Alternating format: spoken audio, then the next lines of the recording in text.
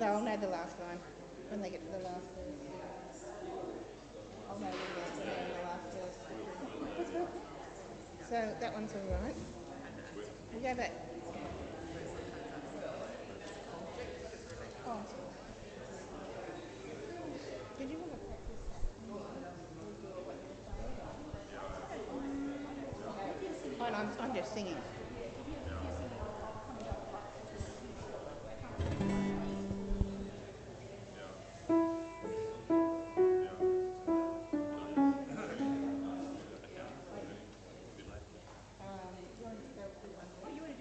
Oh, just play.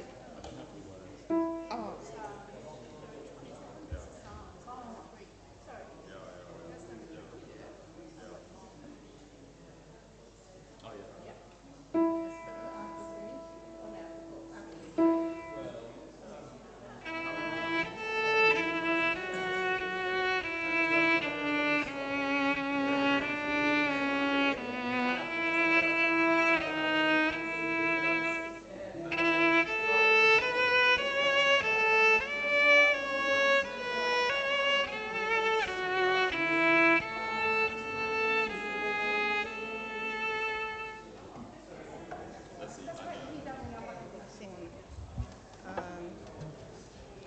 So we'll go back to the first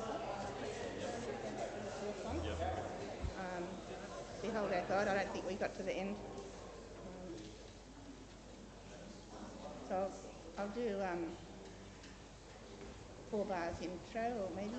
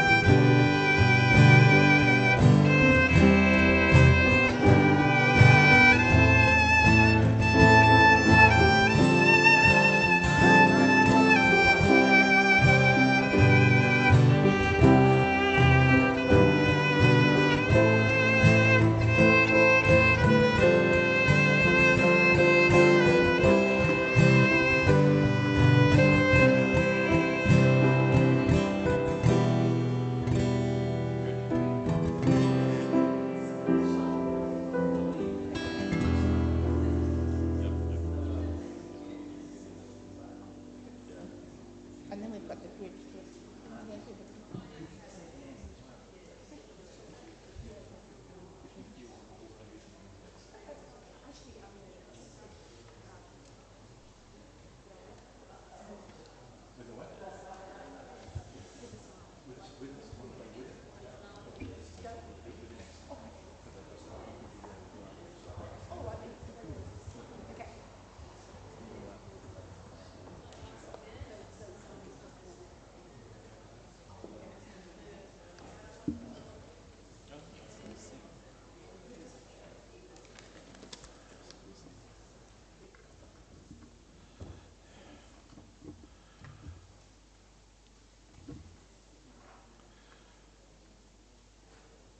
Okay, can I give you all a warm welcome It's good to have you here, especially if you are a visitor.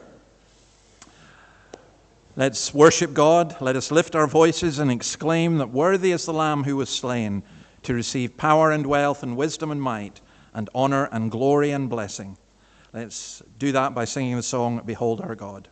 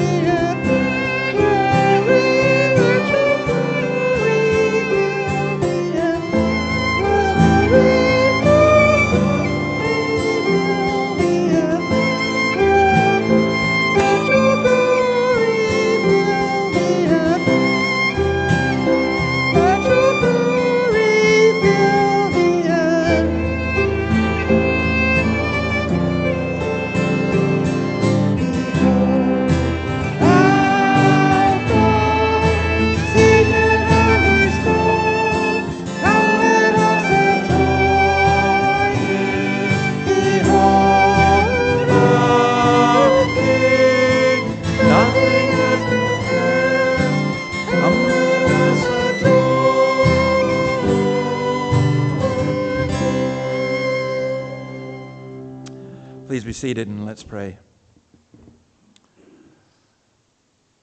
Lord, we ask that we would be able to behold you, that we would know what it is to adore you, that we would have a sense of your presence. So many things come as a cloud between us and you.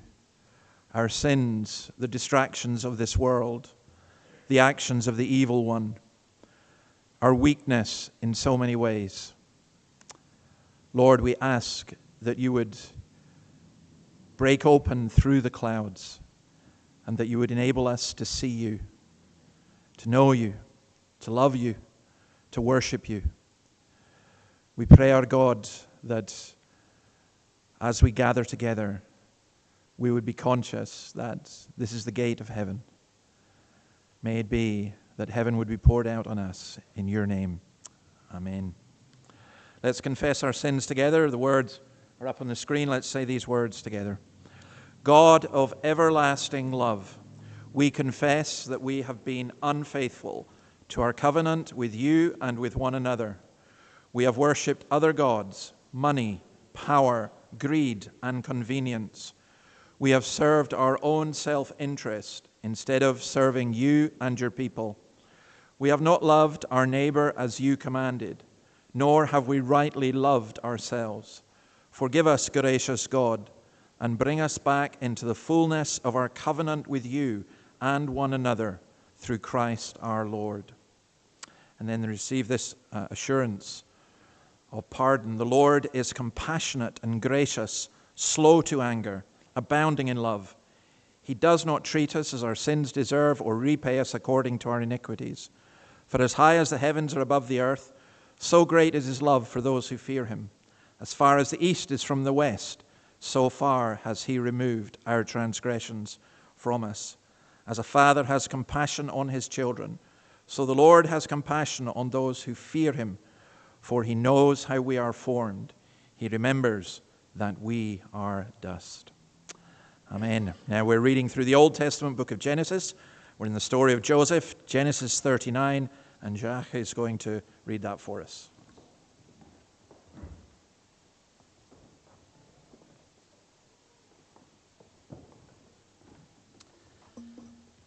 Let's read God's word. This is Genesis chapter 39.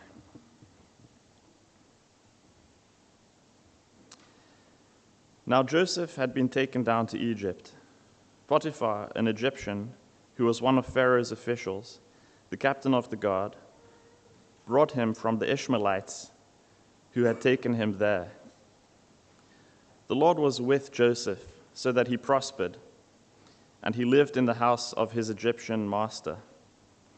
When his master saw that the Lord was with him, and that the Lord gave him success in everything he did, Joseph found favor in his eyes and became his attendant.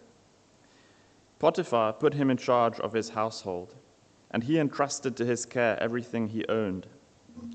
From the time he put him in charge of his household and of all that he owned, the Lord blessed the household of the Egyptian because of Joseph. The blessing of the Lord was on everything Potiphar had, both in the house and in the field. So Potiphar left everything he had in Joseph's care. With Joseph in charge, he did not concern himself with anything except the food he ate. Now Joseph was well built and handsome, and after a while his master's wife took notice of Joseph and said, "Come to bed with me." But he refused. "With me in charge," he told her, "my master does not concern himself with anything in the house. Everything he owns he has entrusted to my care. No one is greater in this house than I am. My master has withheld nothing from me except you, because you are his wife. How then could I do such a wicked thing and sin against God?" And though she spoke to Joseph day after day, he refused to go to bed with her or even be with her. One day he went into the house to attend to his duties, and none of the household servants was inside. She caught him by his cloak and said, "Come to bed with me." But he left his cloak in her hand and ran out of the house. When she saw that he had left his cloak in her hand and had run out of the house, she called her household servants. "Look," she said to them, "this Hebrew has been brought to us to make sport of us. He came in here to sleep with me, but I screamed. When he heard me scream for help, he left his cloak beside me and ran out of the house. She kept his cloak beside her until his master came home. Then she told him this story. That Hebrew slave you brought us came to me to make sport of me. But as soon as I screamed for help, he left his cloak beside me and ran out of the house. When his master heard the story his wife told him, saying, "This is how your slave treated me," he burned with anger. Joseph's master took him and put him in prison, the place where the king's prisoners were confined. But while Joseph was there in the prison, the Lord was with him. He showed him kindness and granted him favor in the eyes of the prison warden. So the warden put Joseph in charge of all those held in the prison, and he was made responsible for all that was done there. The warden paid no attention to anything under Joseph's care, because the Lord was with Joseph and gave him success in whatever he did. This is God's word.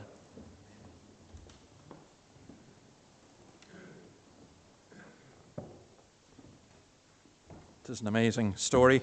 We're going to sing again. We're going to sing the song, "What a Beautiful Name."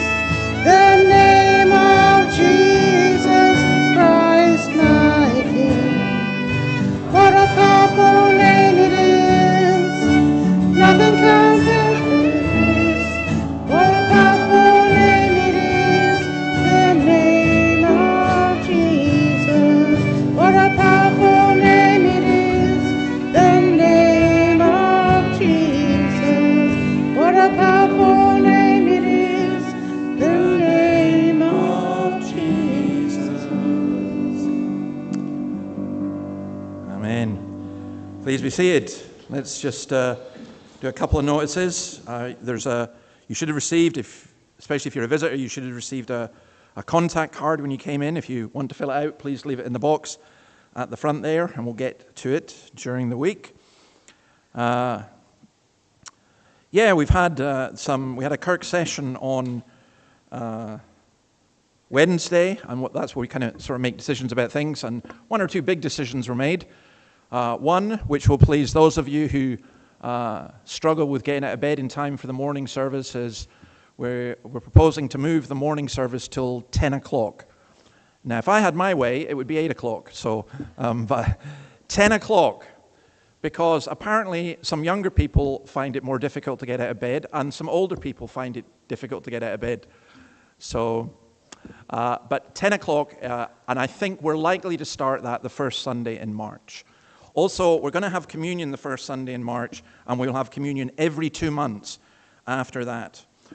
Also, the Committee of Management met and agreed to go ahead with, or suggest to the congregation that we get air conditioning, and there will be a congregational meeting about that, which is required, because it will be more than $15,000. If you've got any questions about that, please ask myself or Terry.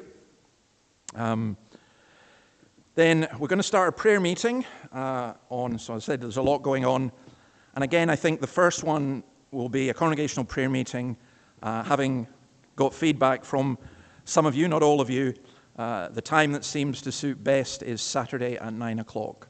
So that's what we will be doing with the prayer meeting. That is 9 o'clock in the morning, not 9 o'clock in the evening. Annabelle's Bible study is on this Tuesday at 10 o'clock. And Kath, can I borrow you, because I need you to do a couple of things anyway. Explain it. So you can explain yourself. But first of all, tell me about the Bible study. Well, good morning, everyone. My name's Kathy, if you haven't met me before. And one of the things that I'm hoping to be a part of, or going to be a part of this year at Scots, is starting up an evening Bible study for ladies with a lovely lady called Alison West, who attends the nighttime service. So we're going to be meeting for the first time this Thursday night, 7 till 9 p.m. We're going to try to be pretty strict about our timing, so we hopefully can arrive together and leave together. We'll be meeting in the meeting room just out the back, and just looking forward to a great time of fellowship. We'll have a cuppa, we'll study God's Word together, have a time of prayer.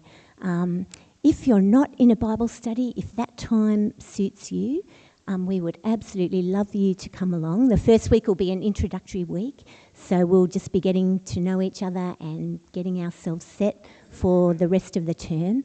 I think it's probably very likely that Annabelle's Bible study is quite similar to that, and hers is held on Tuesdays at 12. Is that right? 10. My dear. It'll finish at 12, so if you come at 12, you'll be late. But we're just looking forward to, doing some of these things together, and looking forward to Thursday for me. Okay, Kathy, sorry, I called you Kath. Oh, that's all right. Well, Matt calls me that. Matt calls you Kath. That's okay. I answered to many names. That's Thank you. All right, you answered everything. You sent me a note about setting up a kind of, you said a cry room. Is this for people who get upset during the church? No. Can I say a little? Well, some of these things I stumbled across a little bit, but another thing that I'm planning to be involved in this year, which kind of relates, is I will be teaching SRE scripture across the street at Hamilton Public School, starting in a couple of weeks with the grade 1 and 2 students over there. So I'd said to David, I've been involved in a bit of children's ministry over the years. I've said to David, I will do that. And during the school holidays, also plan to have a kids' fun day every school holidays if we can. So the first one of those will be Easter. I think we've got a date, and you'll hear more about that in the weeks ahead. But because of that, I'd sort of started to think about just ways we can make kids and families welcome here. So one of the things we've done. I was here on Friday and Terry said, oh, would you have a look at the little room along the side, which I think several people have been involved in getting set up nicely for kids and families, especially little ones. You know what it's like when you've got a baby at church who's a little unsettled. So the room along the side, which might have another name. Does anyone call it? I'm just calling it the red room, but Well, actually I'm going to call it the crying room. Yeah, well, from now on, it's a cry room. I'm pretty sure Terry's working on getting a TV screen set up with the service running in there. As you head out for morning tea today, if you want to take a little look, by all means, because I don't want to take over the service, David. I could talk a lot about this. I knew that you guys would have treasures here in this church, perhaps some things that haven't been seen for a while. And one of the things I just happened upon in the meeting room was a wonderful set of Bible colour plates from days gone by, stories of Jesus and from the Bible that just look amazing. So I pulled out some of those and just gently put them around the walls out in that room. So take a look at that. And the other thing for kids, I think Noah and Esther are here today. There's some folders just off to the left here. Perhaps I'll bring one down for you when I come down. And some pencil cases. You could do some colouring. We're going to have a gallery out in the hall after church. And if you like what you've worked on today and you want other people to see it, bring it out after church. We'll pin it up on the board and just encourage you guys all, take a good look and enjoy, and we'll keep that up over the next few weeks. So if kids are here, we want to encourage them, to be colouring, drawing, listening, put it up in the gallery, take a look. How's that? Is that all right? Thank you. Sorry about Thank you, that. Kath. No, that's all right. No, I am going to call that the crying room from now on. You are allowed to cry in church, by the way, if you're convicted and so on. But also, for the children, we love the children staying in the service, but if you feel that they're making a noise or you need to, then feel free to use that room. That's what it's for. Kath, I think we'll leave those because I'm going to ask them to come down the front. In fact, I'll do that just now. Could Noah and Esther, and there's a young lady there, do you want to come and join us? You're very welcome. Or you can stay there if you want. You guys want to come down?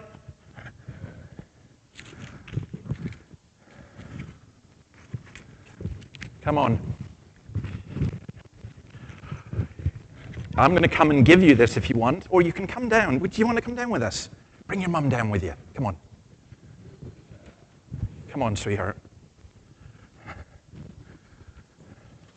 Right, I'm going to give you each one of these so that you can have this. And so, as Kathy was saying, when you colour in something, if you give it to her at the end, the lady who's up here speaking, then she's going to stick it up on a gallery for people to see, because you're all artists. But I need to ask you, what's your name? It's what? Yeah, because I'm a bit deaf. Lovely. How old are you? 5. Wow. Well, that's for you. Okay. And that's for you. And that's for you. Now, that's okay. Now, I've got one question for you. Who's the strongest person you know? Who's the strongest? Jesus and God. Jesus and God. You cheat. That's right. But let's leave out Jesus and God just now. Who else is the strongest person you know? Pokemon, did you say? No? You said Pokemon. Pokemon's the strongest person you know. Okay. I didn't know Pokemon was strong. Okay. Anyone else? Do you know anyone else who's strong? Your brother. How old's your brother? 12. Can he lift you up? Okay. Do you think I could lift Noah up? You think I could lift him? Yeah, I think I could. I might do that afterwards. Do you think I could lift up Noah and his sister and his mum and his dad all at once? No. Will we try that afterwards? No, okay. No, we won't. Because you've got muscles there, haven't you? You've all got muscles. You're all quite strong. Esther, you've got muscles, haven't you? You're quite strong. But we're kind of limited in our power. And Noah was right. God can lift us all. Yeah, there's your dad over there. I know. He's very strong too. But God is the strongest of all. And when he promises something, he'll do it. So if I made a promise which said, I'm going to lift up your whole family with one hand, I don't think I can keep that promise. It would be a wrong promise. But when God says something, he can do it. And later on, we're going to be looking at the end of the Lord's Prayer, which says, yours is the kingdom, the power, and the glory. And there's nobody more powerful than God. And here's the lovely thing. He wants you to come to him and pray, and he will help you. So let me pray just now. Lord, thank you for each of the children here, and thank you that you are a God who is all-powerful, and yet the same one who says, let the little children come to me, for of such is the kingdom of heaven. So bless these children, bless their families, and, oh Lord, grant that we would see many children come to know and to love you, for we ask it in your name. Amen. Amen. Thanks, guys. You can head back to your seats.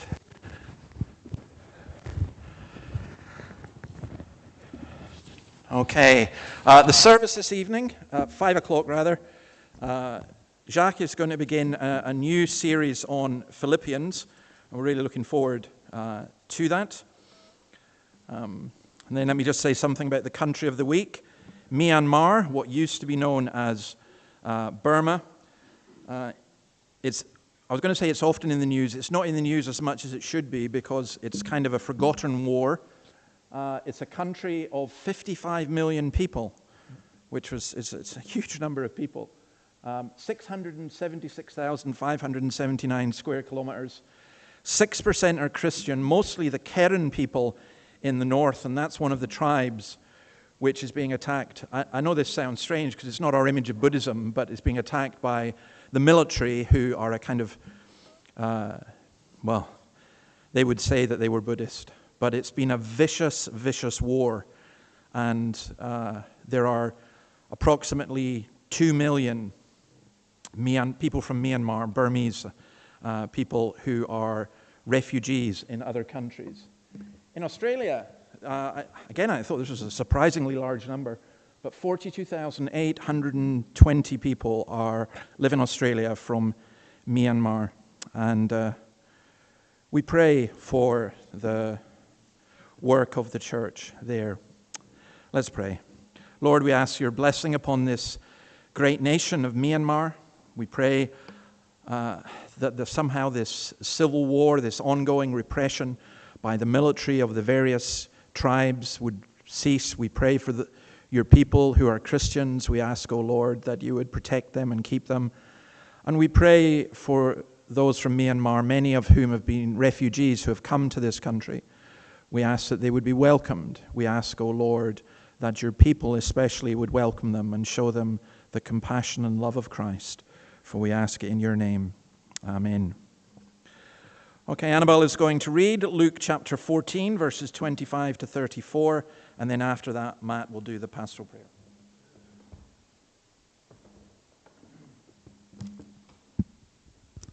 The reading is from Luke chapter 14, from verse 25, and it can be found on page 1012 of the Pew Bibles.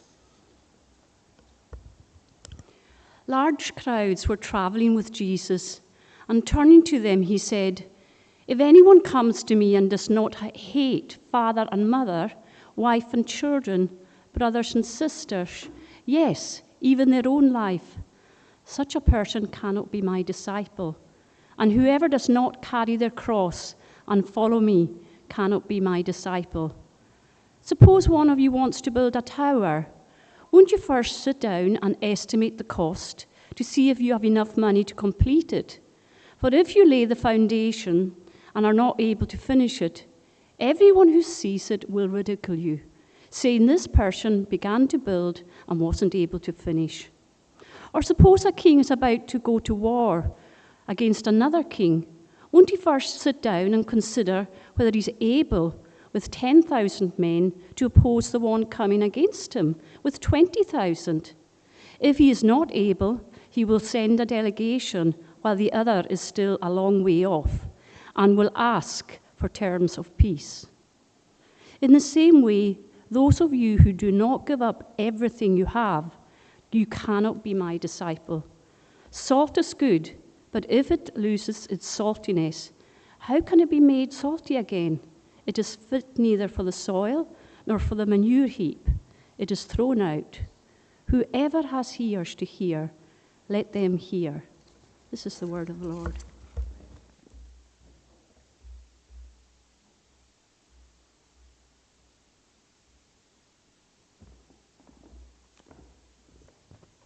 Good morning, all. We're going to pray together. Let us pray. Father in heaven, we give thanks to you for that light that shines in our hearts, giving us the saving knowledge of your Son, our Lord and Saviour, Jesus Christ. He has given us everything we need for life and godliness through our knowledge of him, who called us by his own glory and goodness. Father, you have called us out of the kingdom of darkness into the kingdom of light, your kingdom, glorious, eternal, and free. Father, help us to make every effort to add to our faith goodness, knowledge, perseverance, kindness, and love, so that we might live productive lives for your glory in this place. Bless the outreach and the witness of our church. Bless our Bible study groups, our prayer groups. Bless the words that are spoken here from the front. May they be driven by a living faith in the Lord Jesus Christ. Father, we pray for Scripture in schools taking place in the schools around us as we move into this new year. We pray that you'd bless all the teachers, and we pray that the kids would have a hunger and thirst to come out of this meaningless world to know the light of the world, the true meaning of life, Jesus Christ.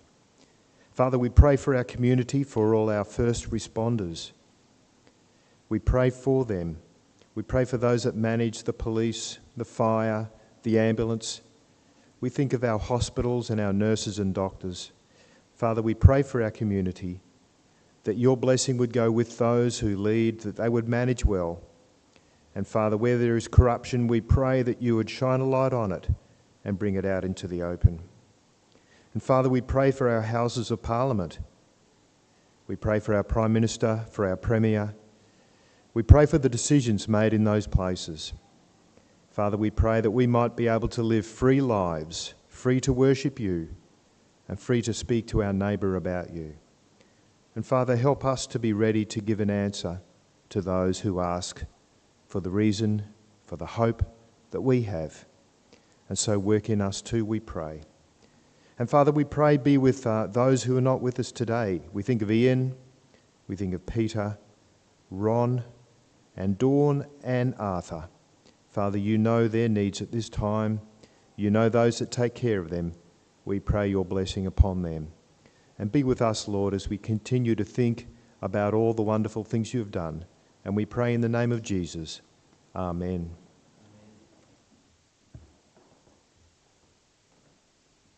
Okay, before we turn to God's Word, we're going to sing from Psalm 72. So let's stand and sing the end part of that.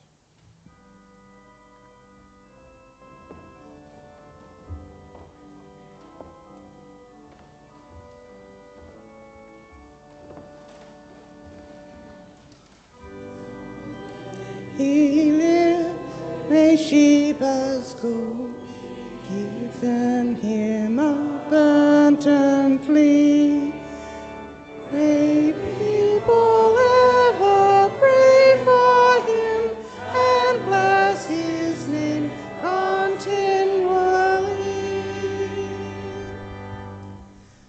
Let grain abound throughout the land, the tops of hills their harvest yield. May they bear fruit like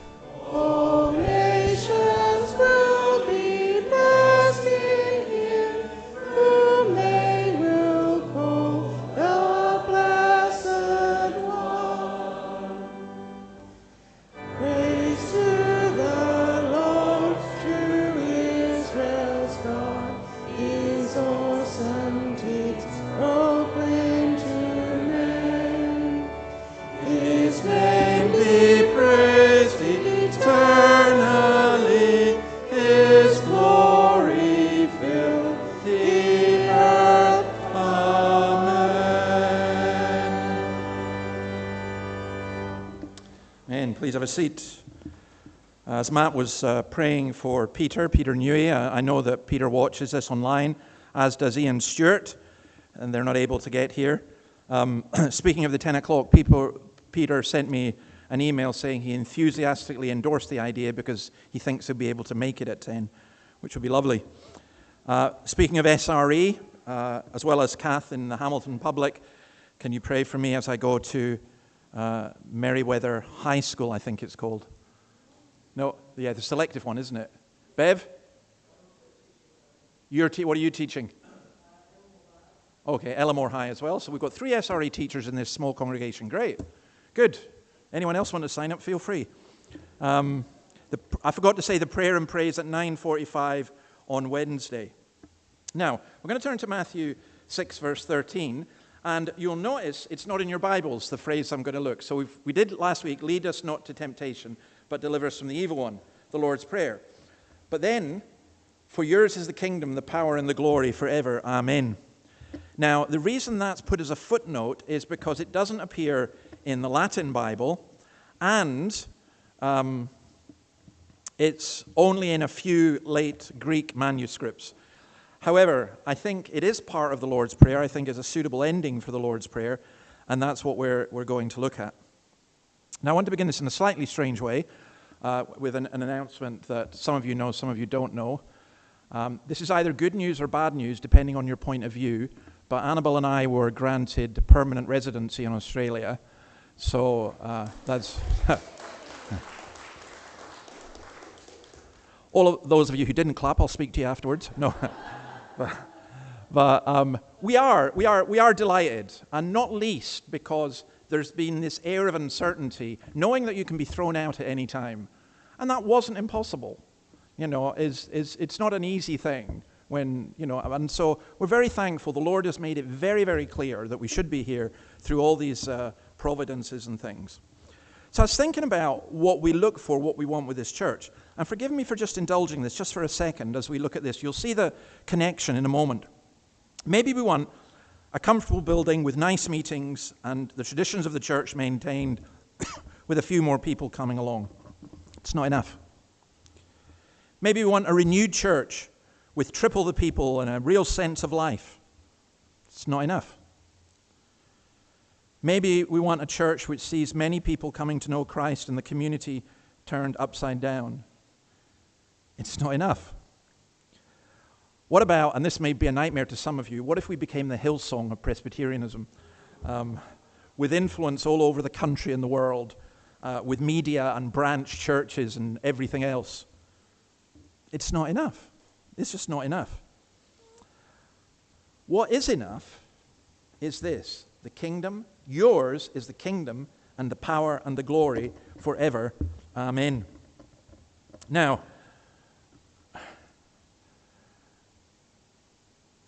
one of the important things to grasp in all of this is yours. It's God's kingdom, God's power, God's glory. One of the enormous mistakes that we make in the church, we keep doing, is we make it about us. And so it becomes about our power and our glory, and indeed even our kingdom. You get churches that do build little empires. And God is a jealous God. He won't permit that to happen. I have been personally devastated by a number of people I've known who are leaders, a couple of whom I would regard as friends, who've just fallen away. Because I think they forgot that it was God's kingdom, God's power, and God's glory. So I thought what I would do, my text for today is really Genesis chapter 1 through to Revelation chapter 22. So it could be a longer sermon than usual. But it's just simply this. I saw Madonna being interviewed one time, and it was extremely revealing because she came across to me as a very confused woman. She announced in the interview that she was into something called Kabbalah. Now, Kabbalah is a Jewish mysticism.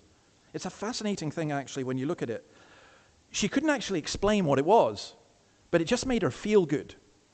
She was brought up as a Catholic, and she said to her that Kabbalah, it was not a religion, it is, but she said it's not a religious, And this is what got me, being religious means you did not question. Well, that is absolutely not the religion of the Bible. Absolutely not. And it's not the religion of this church. You are encouraged to question. To question, not to be smart or show off, but encouraged in order to find answers, in order to find the truth. We continually question. Now, in talking about God's kingdom, God's power and God's glory, that is most reflected in heaven. Your will be done on earth as it is in heaven. Now, if we could, I'll refer you, we won't read them, but I'll refer you to Genesis 1 and 2, where God created humanity on a perfect earth as perfect human beings, but with the capacity to sin. But they did sin, and in Genesis chapter 3, verses 14 to 19, we find that human beings are cursed. Cursed is the man, cursed is the woman, cursed is the ground. And we live in a world which is under a curse, and all of us are under that curse. None of us are perfect, and none of us have perfect health.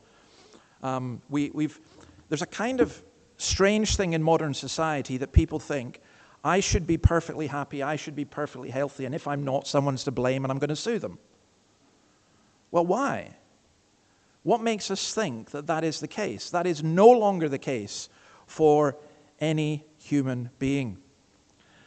And then we go through the whole Bible as it begins in the Garden of Eden, and it ends up with the city of Jerusalem in heaven, Revelation chapter 21 and 22. And again, I'm not going to read all of it, but I am going to read the first part of Revelation 22, which describes, I think, this is the reason I chose this passage more than any other, what we are saying when we are declaring that it's God's kingdom, God's power, and God's glory. Now, I've noticed this. I've noticed a trend amongst people. I was at a prayer service on Thursday, and it was very impressive to see the cathedral filled with people who wanted to pray. I thought that was excellent.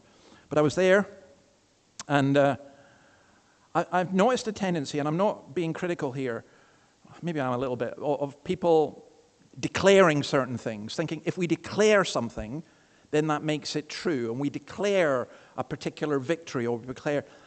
I think we need to be very, very wary about that, because what we're really doing is saying what we would like. We're really pleading something. The idea that we declare something and therefore it happens because we either have inside knowledge of what God is doing or because we think that we have the power, I think we're missing what's being said in the Lord's Prayer. What we declare is God's kingdom, God's power, and God's glory. And how that will be revealed, we don't really know. We don't. But it will be, and ultimately it's seen in this. Revelation 22, then the angel showed me the river of the water of life, as clear as crystal, flowing down the throne of God and of the Lamb, down the middle of the great street of the city. On each side of the river stood the tree of life, bearing 12 crops of fruit, yielding its fruit every month. And the leaves of the tree are for the healing of the nations. No longer will there be any curse. The throne of God and of the Lamb will be in the city, and his servants will serve him. They will see his face, and his name will be on their foreheads. There will be no more night. They will not need the light of a lamp or the light of the sun, for the Lord God will give them light, and they will reign forever and ever. So when we talk about God's kingdom coming, first of all, I want to talk about some great negatives. This is what we're asking for. It's not even what we're asking for. It's what we know is going to happen. There's going to be no more sea. 21 verse, Revelation 21 verse 1. I saw a new heaven and a new earth, for the first heaven and the first earth had passed away, and there was no longer any sea. I love the sea. I mean, I'm glad we're a permanent resident in Australia, but I don't want to be a permanent resident like 500 miles inland. I really don't. Callum, who comes to us, is an engineer, but he's away 3 weeks out of 4, I don't know, somewhere 500-600 kilometers away that he has to fly to, and he just wrote me this week saying it's unbelievably hot. You know, they're working from 7 in the morning till 7 at night in the mines and so on. So when Callum comes back, show a lot of kindness to him, because it's a tough gig, and he's helping pay for all your Medicare with all this mining that they're doing.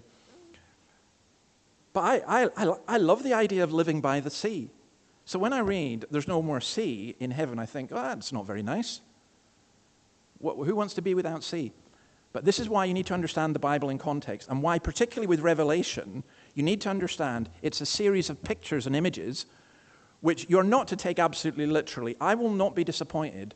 In fact, I'd be somewhat surprised if I got to heaven and there really was a street with a tree on either side of it. I think John is in vision giving us a picture, a visual image and picture of what will be. And the no more sea means this. John was on an island, Patmos. I've actually been to Patmos. There's no water on it. It's surrounded by water. I can't remember who it was. I think it might have been a comedian. It was Al Murray, the comedian Al Murray, talking about Australia and your wonderful national anthem about we are girt by sea. And he went, well, yeah, that's what happens with land. All around it is sea. But Patmos has sea all around it, but no fresh water on it. The water had to be taken in. And for John, and for the Jewish people, and for most Mediterranean people, the sea meant separation. And for us, it would mean that too, if it wasn't for the fact that we had planes and so on. And so what we're being told here is in heaven, there's no separation. In a way, I'll tell you one thing that won't be in heaven is Zoom, because you don't need Zoom calls. That's just it's a really important idea. There's no more tears. Again, chapter 21 and verse 4. He will wipe every tear from their eyes. There will be no more death or mourning or crying or pain, for the old order of things has passed away.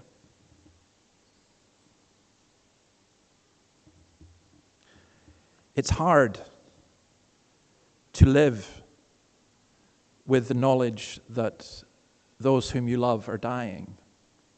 It's hard to face your own mortality.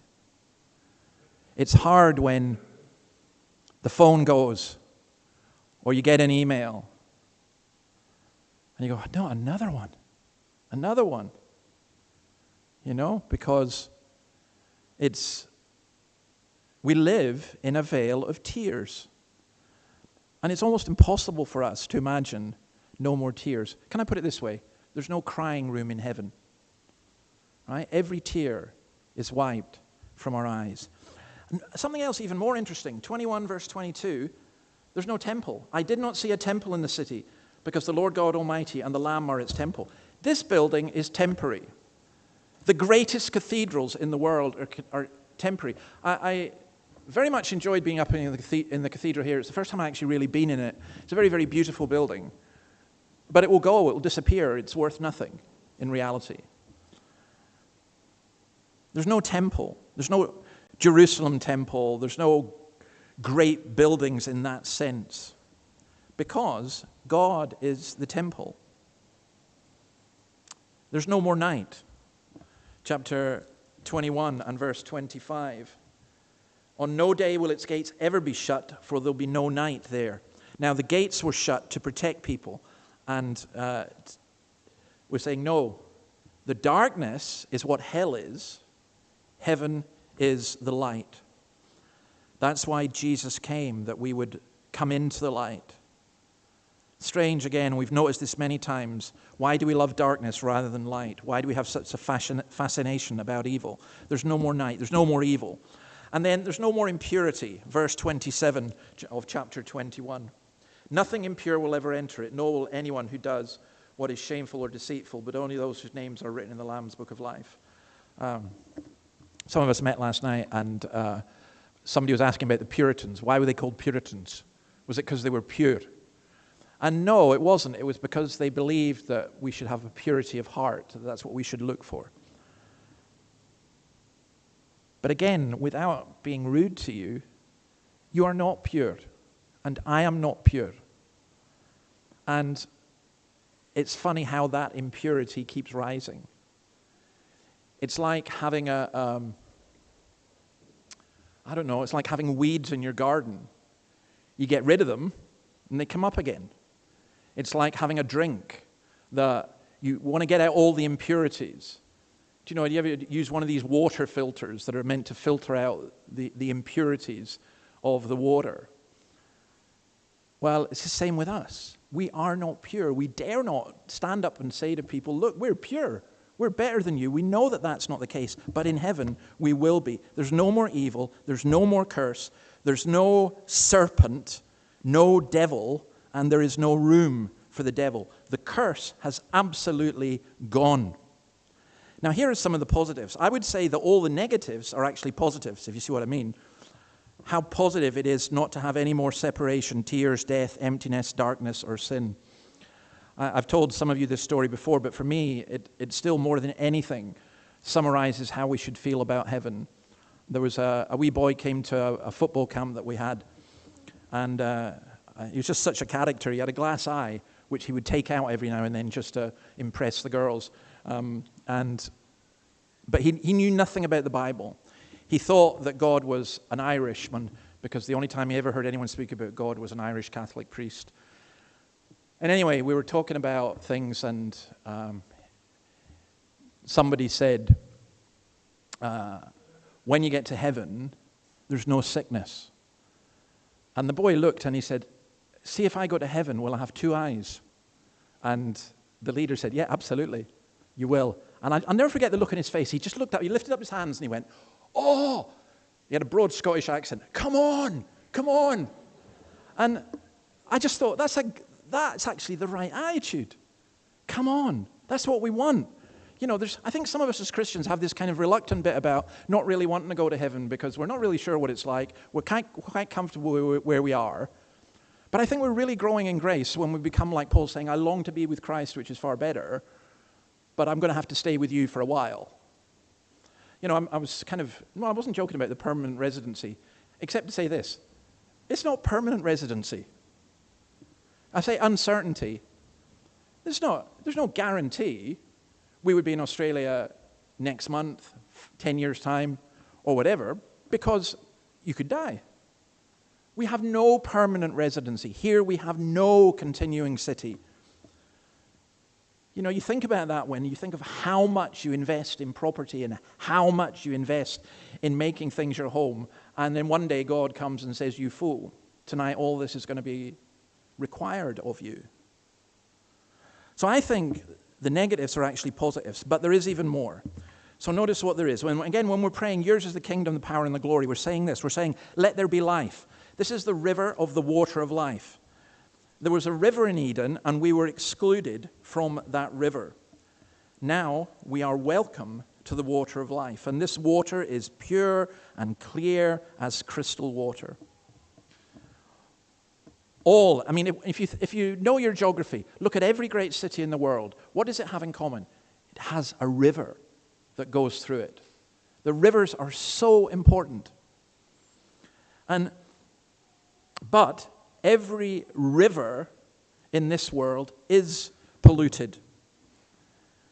All the rivers of this life are mixed and polluted.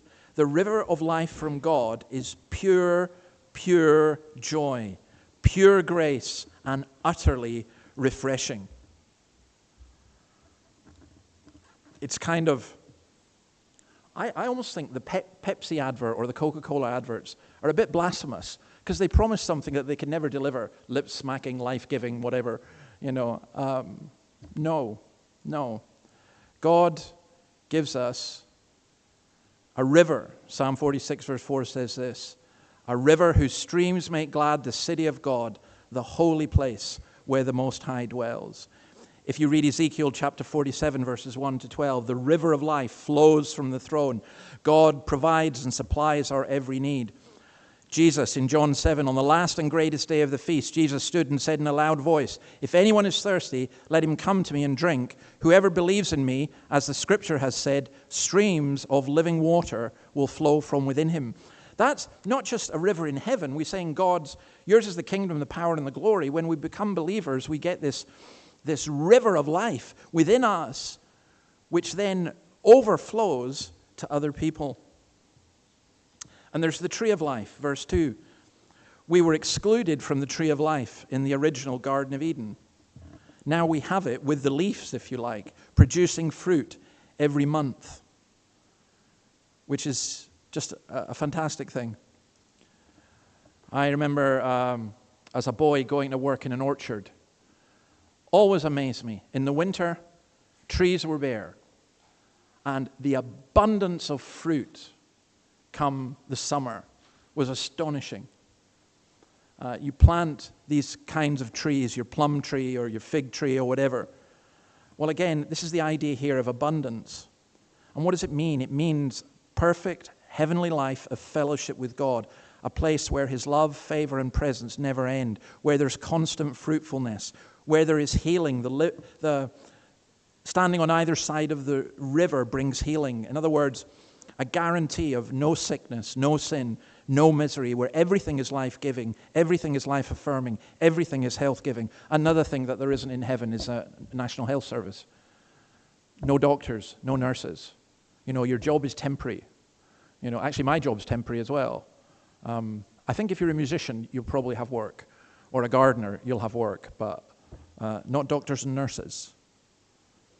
And here's the thing. The pleasures of God will always be varied and constant. Have you noticed this, that there's a song that you really, really like, and you put it on your Spotify, and you play it over and over and over, and then you start playing it a bit less, and you get to a point where you're actually sickened of it, just because it's the same thing over and over and over and over. My view of heaven as a child was it was the same thing over and over and over again, like an eternal church service, which wasn't particularly attractive. And here's the thing, it's not. It's incredible variety. And one of the ways I explain that is this. People say, why do you have so many Bible studies and stuff? Because there's just so much to jump into. We think in theology that what we've got is everything, and but to me it's like a paddling pool. And what the Bible is like the Pacific Ocean. And you can go swimming in the Pacific Ocean for as long as you want. You're never going to exhaust it. And it's the same with God's Word. There's just such an incredible variety within it. And that's why it should thrill us to have that. So there's the tree of life. And notice it's people taken from every tribe and language and so on. I think that also is just incredible. And then notice also verse 3, the kind of joy. His servants will serve him. The throne of God and of the Lamb will be in the city. They will see his face. His name will be on their forehead. Moses wasn't allowed to see God's face. Psalm 17 verse 15 promises, I in righteousness I shall see your face. When I awake I shall be satisfied with seeing your likeness. And we were reading earlier in the week Isaiah 33:17. Your eyes will see the King in his beauty and view a land that stretches afar. Your kingdom come, your will be done. Yours is the power, the kingdom, the power, and the glory. To see the King in his beauty. I want to see people coming in here saying, we want to see Jesus. I want us as Christians to come. We want to see Jesus, to see the King in his beauty. You get one glimpse of the beauty of Christ. There's a C.S. Lewis story. He's such a great storyteller. I don't know why I've never read this. I've only read this recently, called Till We Have Faces. It's kind of his retelling of a fable of the Greek gods. It's astonishingly beautiful.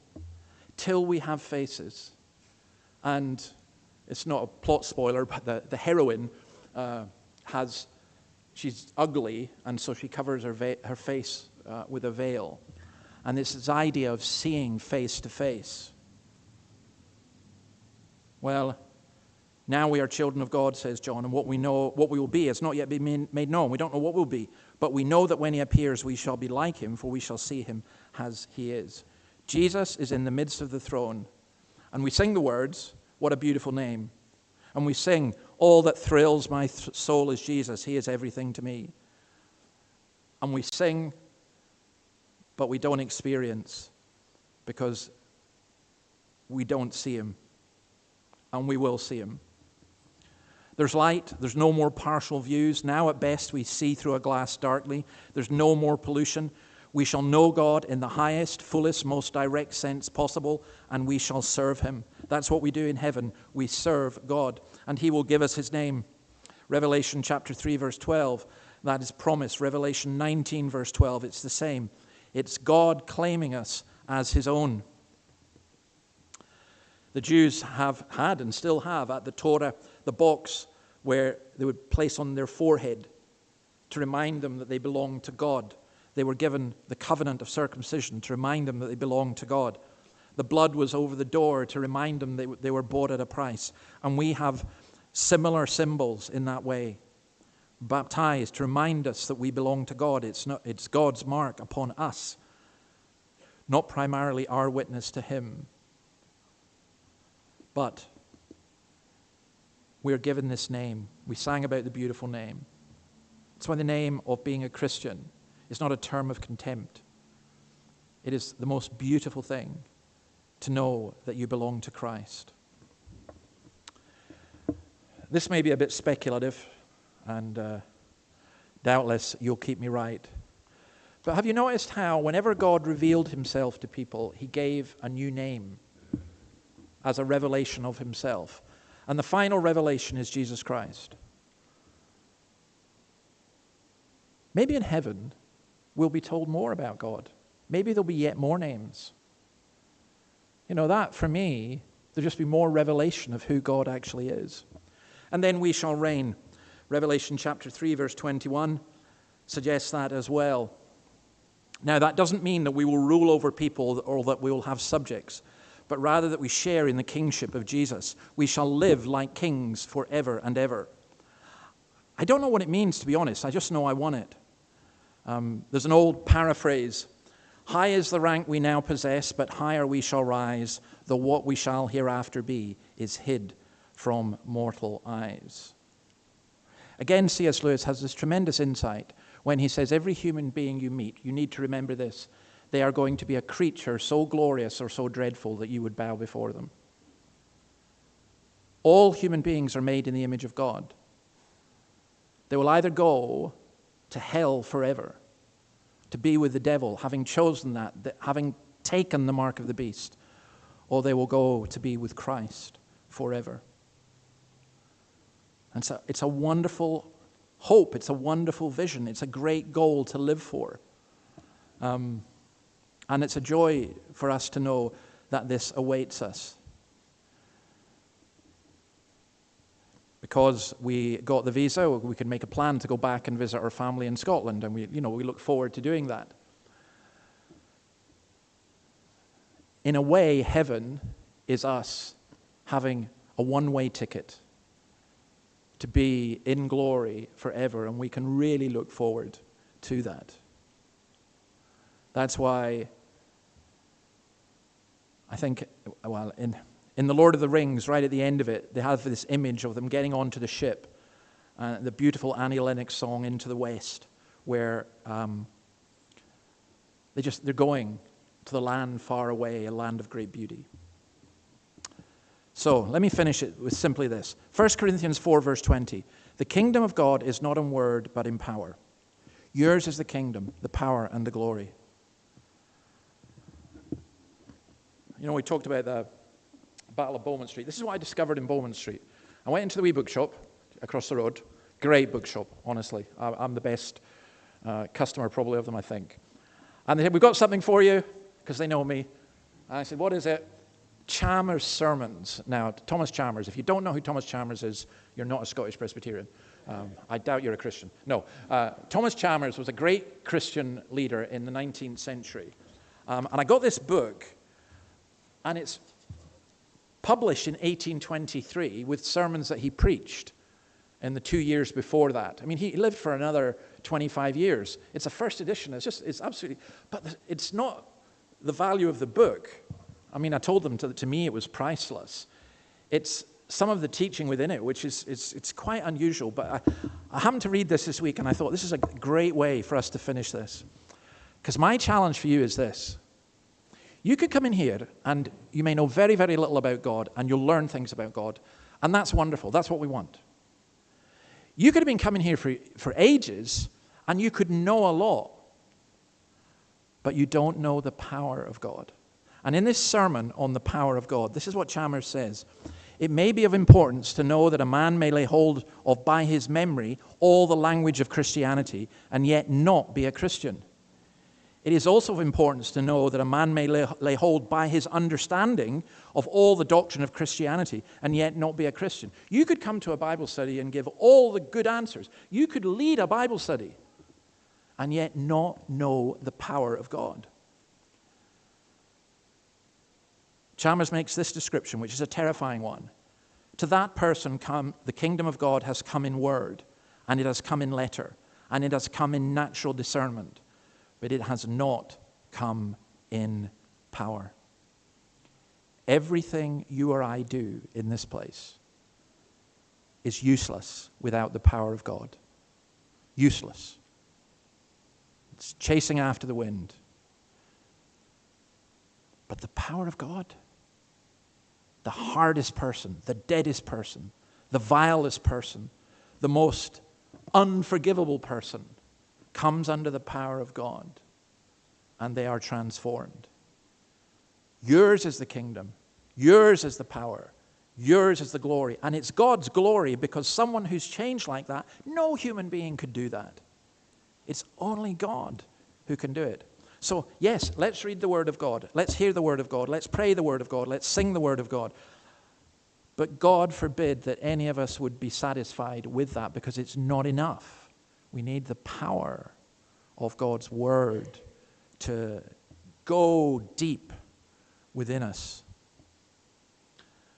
You know, it finishes with Amen. When you say Amen, what are you saying? It's just Aramaic for let it be. Let it be, Lord, let it be. I love what Calvin says. It's the warmth of the desire to obtain what we have asked from God. In other words, we hear about it, we pray it. Lord, your kingdom come, your will be done, forgive us our sins, and yours is the kingdom, the power, and the glory. And we're saying Amen, not because it's a spiritual full stop, that's the end of the prayer, now we can go away and do something else. It's an absolute cry of, Lord, make it happen. Make it happen with us, with me, within me, anything. Because when it does, nothing can ever snatch that away from us. That's where my confidence personally is. I haven't a clue what God is going to do. It's nice when you see in his providence things where he makes it fairly clear. But overall, it's just simply this. The kingdom of God is not in word, but in power. And we plead with the Lord to send his power. Let's do so. Let's pray. Lord, thank you for your word. We know that we want your name to be hallowed. We know, Lord, we want your kingdom to come, your will to be done on earth as it is in heaven. We ask you to give us our daily bread. We ask you to forgive us our debts, our sins, as we forgive others. We ask you to keep us out of temptation and to deliver us from evil. We know it's your kingdom, your power, and your glory. And so each of us cry out from our hearts, Amen, Lord. Let it be. Amen. Okay, we're going to finish by singing the song, Be Thou My Vision. And again, the kingdom, the power, and the glory. That's the vision. When people say, well, what's your vision for the church? Well, vision for the church is God's kingdom, God's power, God's glory. Let's stand and sing this, and then please remain standing for the benediction.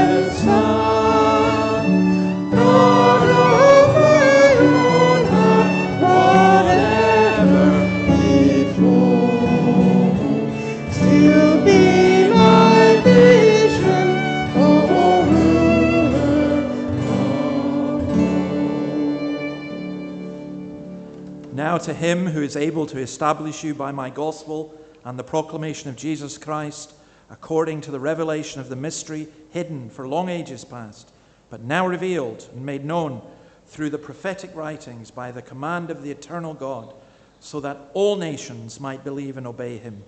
To the only wise God be glory forever, through Jesus Christ. Amen.